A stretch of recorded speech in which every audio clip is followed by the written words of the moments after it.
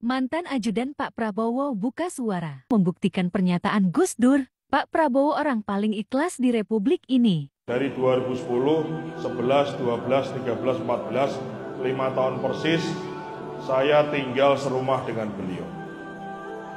Kalau Gus Dur kok menyampaikan, Gus Dur menyampaikan orang yang paling ikhlas itu siapa?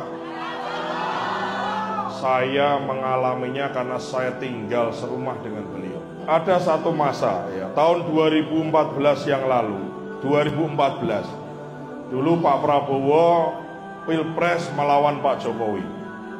Kemudian di Pilpres itu Pak Prabowo kalah, betul? Setelah kalah ketemu dengan Pak Jokowi dan Pak Jokowi mengundang Pak Prabowo untuk hadir di pelantikan beliau. Kita semua Bapak Ibu, saya termasuk ajudan yang kita berupaya supaya Pak Prabowo tidak hadir di pelantikan karena mangkel kalah itu mangkel.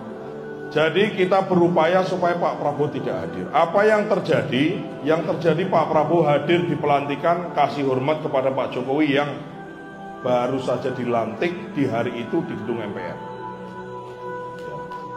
Ya tepuk tangan boleh, tepuk tangan. Saat itu saya didampingi istri saya, itu tidak hadir menyertai Pak Prabowo, karena walaupun diajak saya tidak ikut, karena mangkel, marah kita. Marah lah, ngapain sih Pak, ngapain sih? Akhirnya sore-sore beliau telepon saya, Daryono, kamu di mana? Saya di Bogor Pak. Kamu kemana tadi?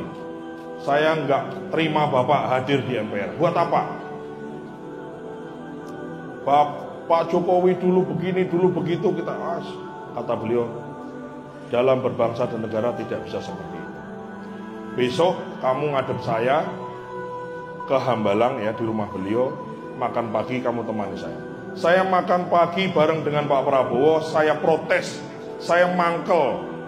Bapak ini sudah kayak gini kok Bapak masih mau ngalah sih Pak. Kemudian Pak Prabowo menyampaikan ke saya ini jenderal lapangan bawa pasukan maju di medan pertempuran, bukan jenderal di belakang meja, kata beliau gitu.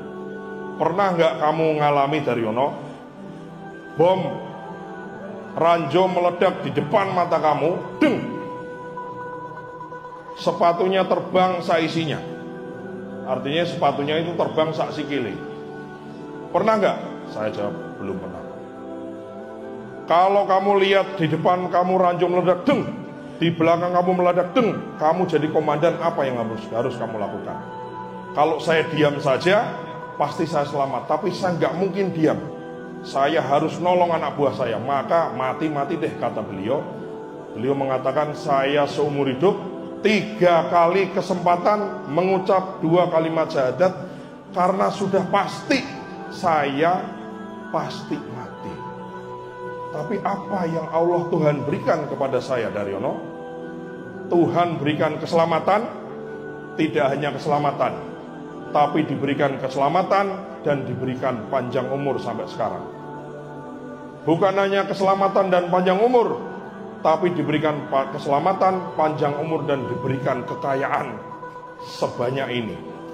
Maka beliau menyampaikan, saya merasa telah diberikan sesuatu yang lebih besar daripada harapan saya oleh Tuhan, oleh Allah, sehingga saya harus pergunakan diri saya, fisik saya, tenaga saya, dan semua kekayaan saya harus saya persembahkan untuk bangsa dan negara. Itu kata beliau.